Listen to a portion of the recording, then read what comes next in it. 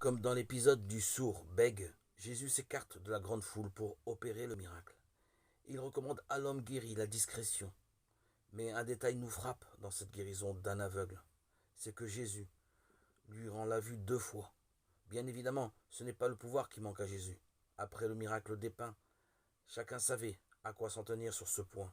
Donc c'est à cause de l'aveugle ou à cause des quelques assistants que Jésus le guérit en 2 étapes. L'étrange manière de le faire de Jésus cache une visée pédagogique. C'est une sorte d'enseignement en acte, à la manière des prophètes. Dans un premier temps, l'aveugle commence seulement à voir et il distingue mal les hommes des arbres. Dans un deuxième temps, la vision devient tout à fait nette.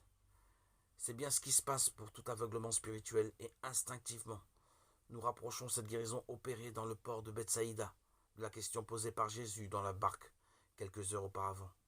Avez-vous donc le cœur endurci, des yeux pour ne point voir et des oreilles pour ne point entendre? Marc 8, 17-18.